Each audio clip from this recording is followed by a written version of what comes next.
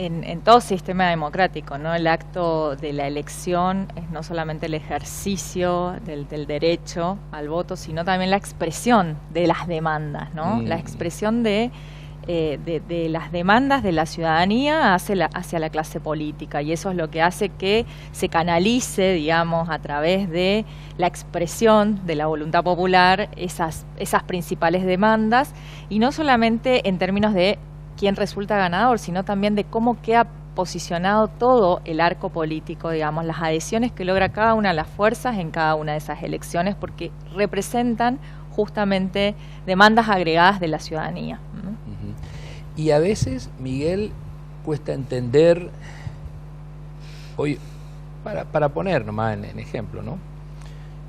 Estos días un actor conocido kirchnerista decía que no estaba conforme, digamos, con los puntos que sacó de más, digamos, el Juntos por el Cambio, porque entendía que como está el país, debería haber sacado muchos más.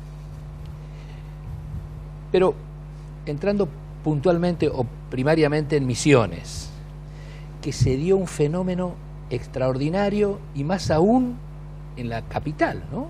Sí, en Oberá. Y en Oberá también.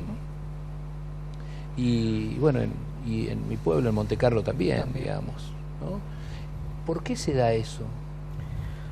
Bueno, es para hacer un par de programas, pero bueno, yo quiero comenzar por algo, tomar un poquito lo que decía Milva y lo que decías vos al comienzo. Siempre hay sorpresas en las elecciones, y al mismo tiempo nosotros, de este lado del asunto, digamos, periodistas o los que de algún modo trabajamos observando, mirando las cosas desde un balcón o al lado, en la tierra, donde fuera que estemos, el desafío es no perder la capacidad de la perplejidad. Digamos, me parece que es fundamental estar abiertos a no entender.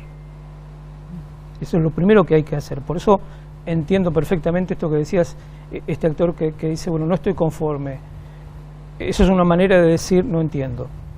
Y es el primer paso que hay que dar para empezar a pensar a ver qué pasó.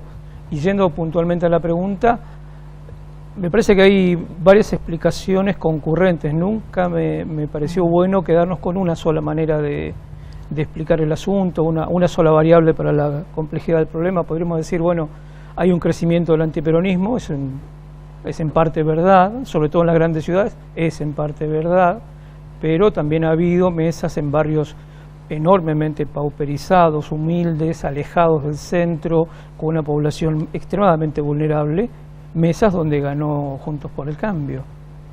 Y ahí se nos queman los libros. Eso es lo que tenemos que empezar a mirar para entender el proceso más grande, digamos.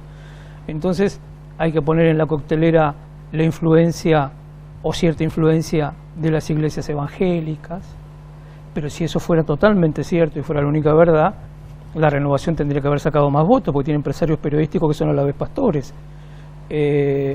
Si fuera solamente el antiperonismo, se hubiera quedado en el 35% en todo el país, que es un poco lo que siempre ha medido el antiperonismo en la Argentina. Hay que meter muchos elementos adentro del cóctel para explicar, me parece. Y desde tu óptica, ¿cuáles son básicamente esos elementos? A ver, el fenómeno de la motivación del voto es realmente un fenómeno sumamente complejo, y acá los análisis de unicausales no sirven para explicar justamente los resultados, ¿no? Esta mirada por ahí de poner exclusivamente el tema en el voto económico, que tiene que ver con esto, con analizar cuál ha sido el desempeño de la actual gestión del gobierno nacional con respecto a esa variable tan clave como es la gestión de la economía, no explica justamente el caudal electoral que obtuvo Juntos por el Cambio, cuando todas las variables económicas... es el análisis que hace este actor que hago referencia. Claro, pero por eso volvemos a todo lo que bien planteaba Miguel, ¿no? La complejidad del fenómeno del voto. Las motivaciones del voto son muy complejas, y si bien hay una cuota de racionalidad, también el peso de las emociones es muy fuerte. Y en ese peso de las emociones entran cuestiones como la incidencia de las redes sociales, los medios de comunicación, la mediatización, el fenómeno de la mediatización de la política, pero también hay cuestiones que tienen que ver con los valores y fundamentalmente con la ideología. Entonces quizás todo ese segmento, o sea, porque digo, sorpresas en el resultado final no hubieron, sabíamos como mucho, digamos, como nos ha marcado el resultado de las PASO y como se habían estado marcando los estudios previos de que el ganador, digamos, iba a ser el Frente de Todos. Quizá la sorpresa fue el margen de victoria. El margen, claro. El margen de victoria, que es esta diferencia entre el primero y el segundo. Todas las encuestadoras decían, hasta algunas más osadas, hasta 20 puntos. Exactamente, pero ahí, y vuelvo al tema de la cuestión ideológica, ¿no? En el tema de los valores, como para también poder poner en el debate esta cuestión de cómo este sector, digamos, del votante, del electorado, de ese segmento del electorado que apoyó a Juntos por el Cambio, quizás se identifica con estas otras variables que tienen que ver con el antiperonismo, ¿no? Con ese posicionamiento frente a la propuesta, digamos, de la oferta electoral, el antiperonismo, el republicanismo, como se marcó, digamos, como parte, digamos, de esa propuesta, y estos factores que pesan al momento de decidir el voto, ¿no? Y que van más allá, digo, de lo que es la explicación, que sin duda no cierra desde ninguna perspectiva acerca de lo que es el manejo de la economía como parte, digamos, de uno de los factores claves, te diría, en muchos sistemas democráticos, que es el tema del voto económico, como se llama, ¿no? Para ustedes tiene... Sí, perdón. Y otro fenómeno que me parece que también es importante analizar es la hiperpolarización que se dio, ¿no? Las dos principales fuerzas cosecharon el 88% de las adhesiones del electorado de la Argentina, ¿no? Es un fenómeno muy claro, y el voto útil, digamos, todas las otras opciones perdieron con respecto a lo que fue su desempeño electoral en las PASO, seguramente con esa migración hacia lo que fue la propuesta de Juntos por el Cambio. Y además la participación, el incremento de la participación de votantes que no fueron a las PASO y que sí se presentaron a la general.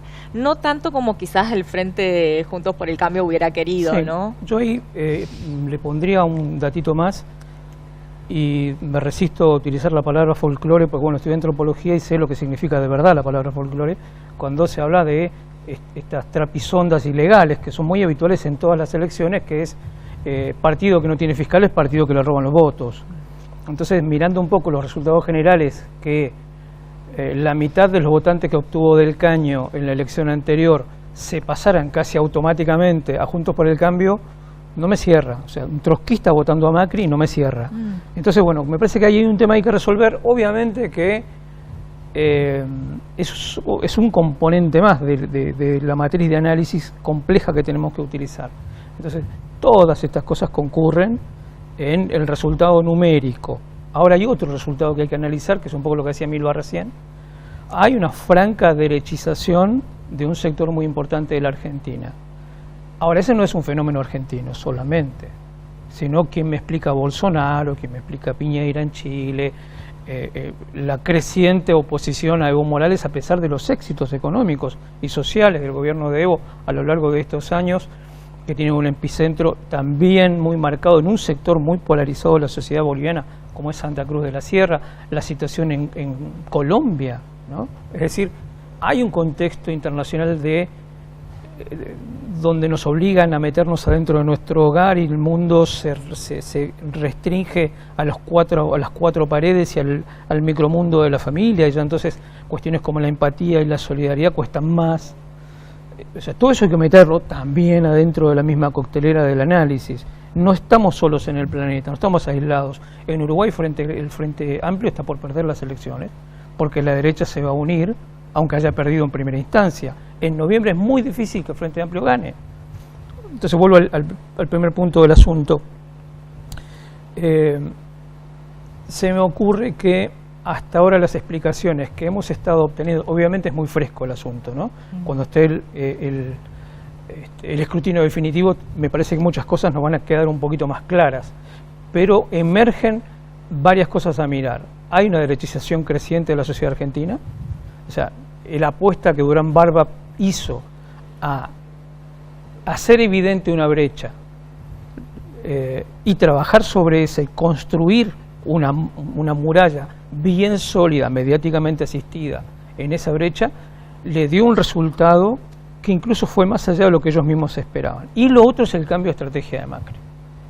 Dejar de trabajar con el microblogging, con el focus group y qué sé yo, lo que siempre le dio resultados desde el PRO hasta acá, y ponerse al hombro, como nunca lo vi, una campaña poniéndole el cuerpo, recorrer 31 sitios diferentes con 2.000 personas, porque algunas fotos daban pena, o llenar todos los alrededores del Obelisco con más de 1 millón de personas. Con Córdoba. Córdoba mismo, los resultados de Mendoza, dio vuelta a la elección en Entre Ríos, es decir, en Santa Fe, es decir, estamos hablando de alguien que o solo o asistido tomó una decisión política, dio vuelta a su estrategia, y eso también hay que mirarlo. Me decía un macrista que le culpaba a Macri, yo digo, ahora se animan los muchachos a culparle a Macri. Posible, claro. Siempre así. Me decía, el mismo tipo que nos llevó a esto, también se puso al hombro lo que decís vos, el sí se puede, y recuperó 8 puntos, o 9 puntos, ¿sí? O 10, no sé cuánto.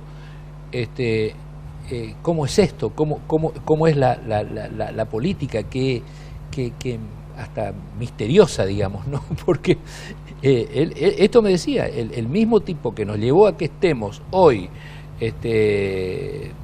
dolidos por la derrota, en 46 días se puso al hombro una campaña y nos llevó a que bueno no sea tan grande la diferencia, ¿no? Entonces eso tiene que ver, sí se puede, que sí.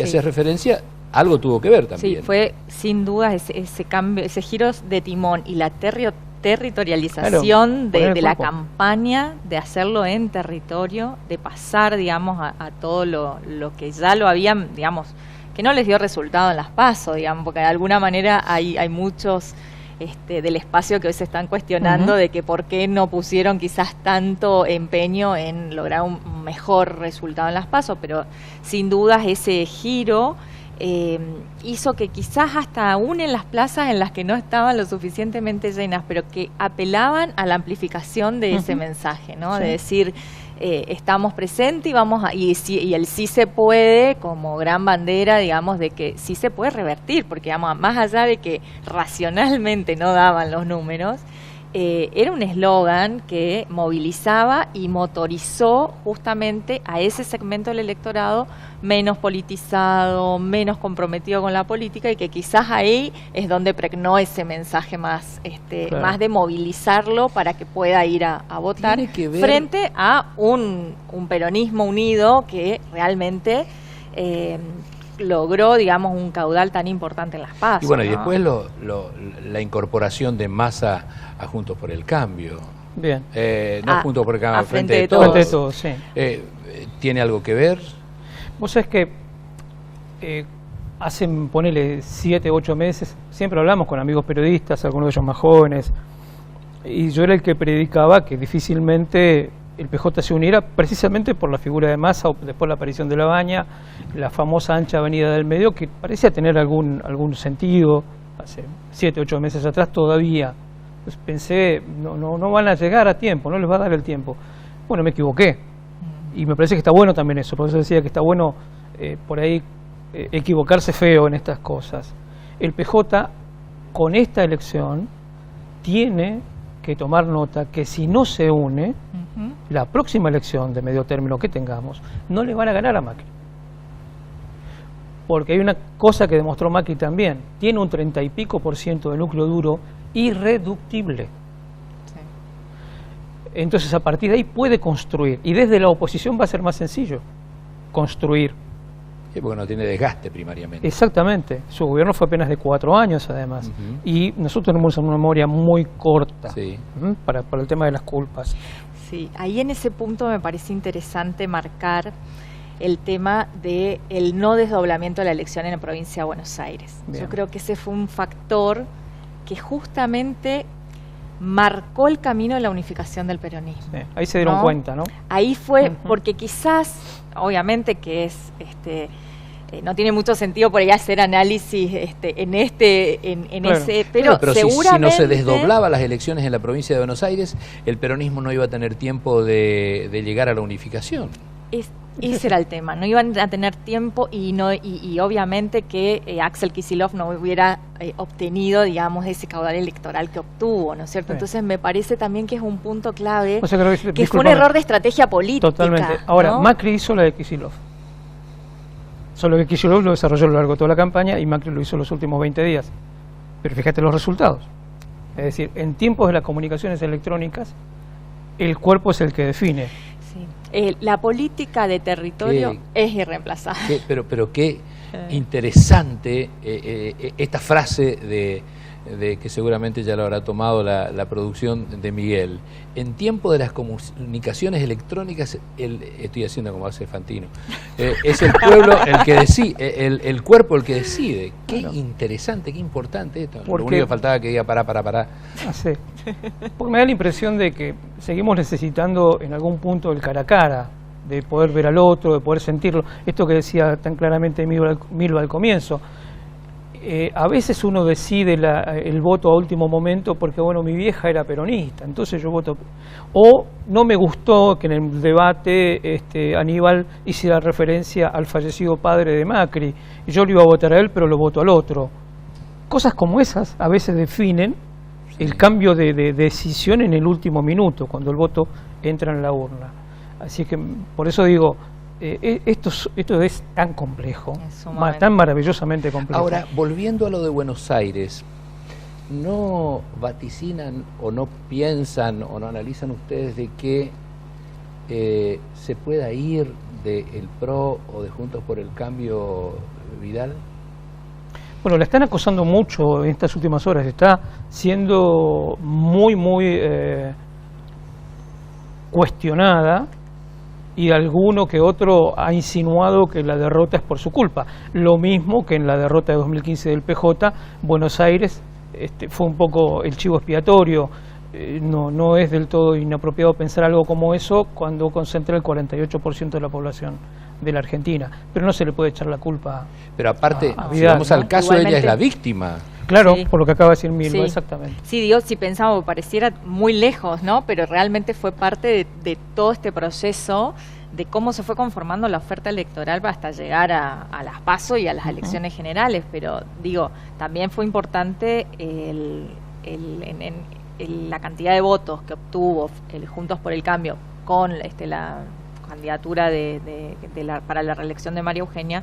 También es parte de que es justamente la provincia con mayor cantidad de electores y que tanto peso tiene, bueno, en lo que es el caudal general, si uno lo analiza. Es justamente la franja central de la Argentina, ¿no? Es el modelo, es la base electoral que le dio la victoria en el 2015, nuevamente concentrada en las provincias de Mendoza, claro, el Córdoba, meme ese que circula, ¿no? Que se ve, ¿no? Un mapa de Argentina como la camiseta de Boca, que es azul arriba, azul abajo y amarillo en el medio.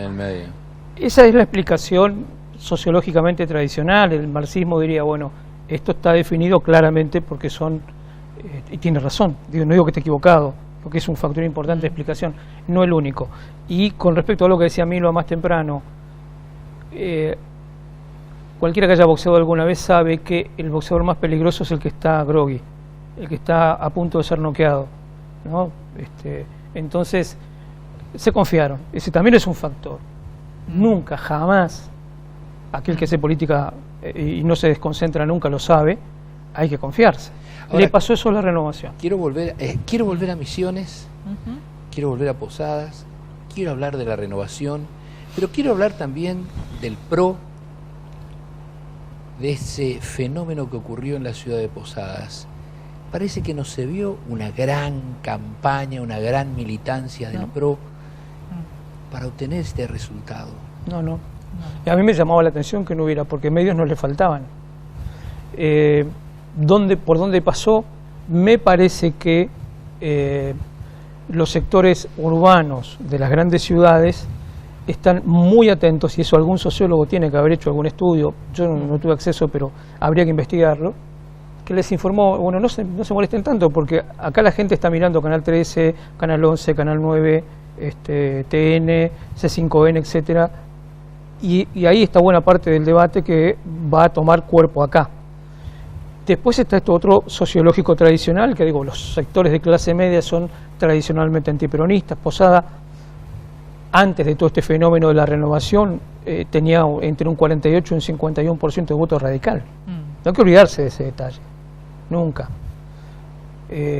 Y es un radical furibundamente antiperonista. En Oberá lo mismo, o sea, Oberá, no me sorprendió Oberá, Posada sí. Unos dicen, no, pero Oberá viene Basalacua. No, Oberá es una ciudad que ha tenido históricamente un trayecto muy vinculado al radicalismo. Nunca fue Oberá peronista, digamos. No se puede definir como eso. Y con respecto de Montecarlo y El Dorado, bueno, ahí sí me llevó un par de sorpresas. Yo imagino que ahí me faltan elementos de análisis. Y con respecto a toda la provincia de Misiones, lo que también empieza a notarse, me parece a mí, es un desgaste de la renovación que pasa por otro lado. Hay una cantidad enorme de empleos públicos en situación extremadamente precaria, ninguno supera los 16.000, 17.000 pesos de sueldo por mes, tienen que tener otros trabajos para poder completar un salario más o menos digno y llegar a fin de mes, y son cada vez más los que están en estas situaciones, algunos peores, ¿no? Porque cobran mediante el contrato que tiene otro y el otro se queda con una parte. En fin, estas cosas, ustedes han hablado en su programa muchas veces de estas situaciones. Me parece que ese factor empieza a pasarle facturas también a la renovación, porque ¿cuál es la herramienta muchas veces del político en el poder?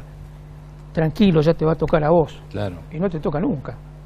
Ahora, Milva, ¿es eso o lo que argumentan hoy los de la renovación, la boleta corta? Yo lo que creo también es que hay que diferenciar que cuando lo que se pone en juego es la elección de justamente el presidente en un sistema hiperpresidencialista como el que tenemos en la Argentina, lo que está primero en la mente del elector, y por eso el consumo de medios nacionales, es la elección de la categoría más importante, que es la de presidente. Digamos, el diputado nacional es parte de lo que es el arrastre de la boleta completa, ¿no? Y esa es la dificultad que tuvo el Frente Renovador, instalar una propuesta distinta sin haberse, digamos, sin haber cerrado esa alianza con respecto a la candidatura a presidente en el momento en el que debería haber hecho, y una performance de una boleta corta que, a pesar de haber crecido desde lo que fue el resultado de las PASO a lo que ha sido esta elección, no difiere de lo que ha sido el resultado de las boletas cortas en las otras provincias en las que también se implementó. Hablo del Movimiento Popular Neuquino, en Neuquén, donde también es un partido hegemónico. Como dice una politóloga, es el partido más exitoso de la Argentina, que viene ganando todas las elecciones, y sin embargo tampoco tuvo, digamos, y lo mismo ha sucedido en Córdoba con la boleta corta. Entonces tiene que ver también con la cultura política de que son propuestas arriesgadas, desafiantes desde el punto de vista de la estrategia política, ¿no? Pero que también deben tener otras explicaciones con respecto a, bueno, cuál era el costo y el beneficio de ingresar a esta elección con una alianza, con una candidatura a presidente, que creo que ahí fue un poco la clave de la estrategia, ¿no? Ese elemento no se puede de ningún modo despreciar, ¿no? El tema del presidencialismo se da hasta en las elecciones de la Comisión del Barrio. Una vez que elegimos el presidente de la comisión, solo él piensa.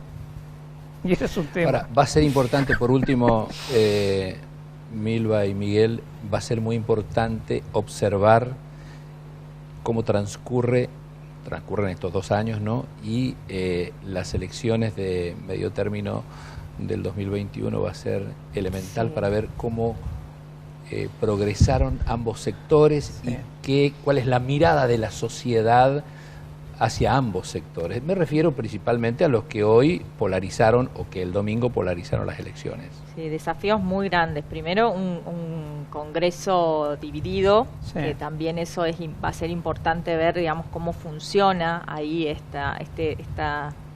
cuestión de los consensos y de los acuerdos que van a ser necesarios para transitar un momento, digamos, de salida o de búsqueda de salida a esta crisis económica gravísima en la que nos encontramos, ¿no? Sobre todo diputados. Diputados va a tener, tiene de hecho una paridad, hay 1 o 2 votos de diferencia nada más, lo que va a obligar, depende del tema del que se trate, a negociar con los pequeños bloques, digamos, y ahí los gobernadores van a tener mucho peso.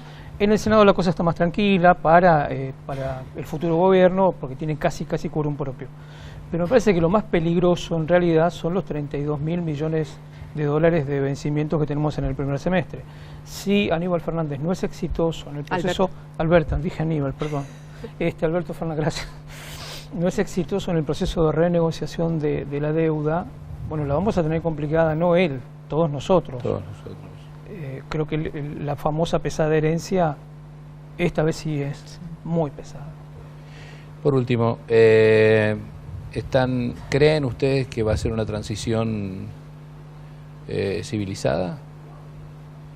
¿De que creen en esa foto de Macri y Fernández de ayer? Uno debería creer, debería esperar. Yo estoy esperanzado. Exactamente, porque ya formaron los equipos, aparentemente ya hay grupos de ambos. Hay un problema, ¿no? La decisión que ha tomado el Frente de Todos de no cogobernar, lo han anunciado. Una cosa es el anuncio, otra cosa es lo que realmente ocurre. Creo que necesariamente la CUNSA ha tenido que llamar muchas veces a referentes económicos de Fernández porque tiene que acordar alguna cosa. Totalmente. No es casualidad que esa misma noche se tomó una decisión como la que se tomó con el tema del cepo, tarde pero se la tomó, porque lo contrario no llegábamos ni a la semana que viene con las reservas. O sea, me parece que ese es un indicio de que sí o sí alguna cosa hay que consensuar. Si bien la decisión la toma y la asume uno, el otro tiene que dar el ok, porque de eso también dependerán los 55.000 millones pendientes del Fondo Monetario. Es decir, creo que esa gente no quema la plata, menos esa gente. Entonces, creo que hay una presión externa también para que por lo menos haya alguna madurez, aunque sea aparente, en la relación, ¿no? Sí, el símbolo, creo que la foto marcó también, como la política se construye también, ¿no?, de símbolos, creo que transmitió por lo menos esa tranquilidad necesaria para que esta etapa de transición se viva y la vivamos de la mejor manera posible. Va a requerir, por supuesto, que de mucho acuerdo. De mucha buena voluntad. Y de mucho acuerdo. Mucho trabajo. De la necesidad de consensuar y de trabajar en forma conjunta hasta el 10 de diciembre, ¿no? Consensuar es mucho más difícil que, ya que usamos una metáfora del boxeo, boxear en cierto modo es sencillo, porque bueno, de última es un despliegue de violencia, ¿no?, de enfrentamiento. Llegar a un acuerdo y salir los dos juntos por la misma puerta, aunque después nos separemos afuera, es extremadamente más complejo, más laborioso y más lento. Entonces se dio un primer paso. Sí, que ojalá sea cierto exitoso, y se consolide. Sí. Ojalá. Sí.